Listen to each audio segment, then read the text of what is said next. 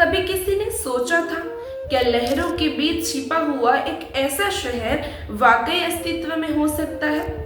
हाँ, लेकिन अरब सागर की गहराइयों में आज भी ऐसी ब्रिज चलती है जो हजारों साल पुरानी कहानियां दोहराती है। ये है द्वारका, भगवान कृष्ण का स्वर्ण नगर, जो कभी डूब गया था लेकिन आज इतिहास बनकर उभर आया है। आज के इस डॉक्यूमेंट्री में हम आपको ले चलेंगे उस रहस्यमय द्वारका शहर की ओर, जहां इतिहास, मिथक और विज्ञान तीनों साथ दिखाई देते हैं। कहा जाता है जब भगवान श्री कृष्ण ने मथुरा छोड़ने का निर्णय किया तब उन्होंने एक ऐसे शहर की कल्पना की थी जहां लोग भय से मुक्त रह सके। विष्णु के अवतार यदुवंश के राजा भगवान श्री कृष्ण ने समुद्र देव वरुण से कहा कि मुझे एक ऐसा शहर चाहिए जो पूरे संसार में किसी और जैसा ना हो। समुद्र देव ने सहमति दी। लहरें शांत हो गई, जल पीछे हट गया और वही शुरू हुई द्वारका की नींव, एक स्वर्ण नगर। इस शहर के द्वार चांदी के थे, इस शहर की गलियां मोतियों से जड़ी हुई थी और महल तो ऐसे चमकते थे कि मानो सूर्य ने अपनी सारी रोशनी वहां पर बिछा दी हो।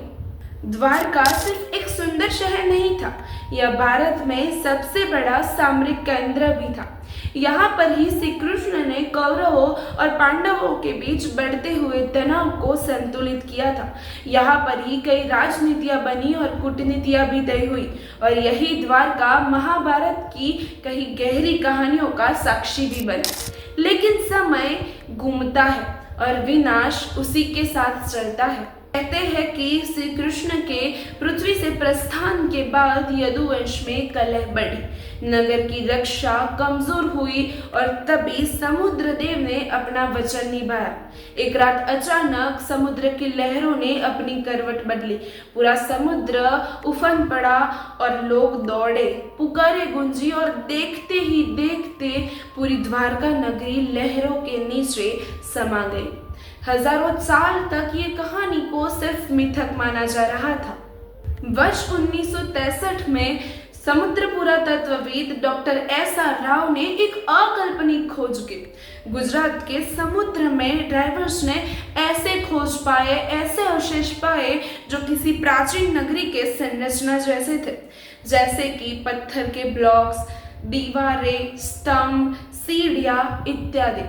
फिर सोना स्कैन हुए, अंडरवाटर सर्वे हुआ और तभी पहली बार विज्ञान ने ये एहसास किया कि ये द्वारका नगरी सिर्फ कथा नहीं, एक प्राचीन नगरी थी। यह खोज फिर दुनिया की सबसे बड़े पुरातात्विक रहस्यमय खोज में शामिल हो गई। आज गुजरात का द्वारका शहर करोड़ों भक्तों और इतिहास प्रेमियों को आकर्षित करता है। द्वारकाधीश मंदिर के सामने खड़े होकर लहरों को देखते हुए हर कोई यात्री यही सोचता है कि क्या इन लहरों के नीचे वाकई वो प्राचीन नगरी सोई हुई है? क्या इस कंकड़ों के बीच कृष्ण के युग की सांसें आज भी बह रही हैं?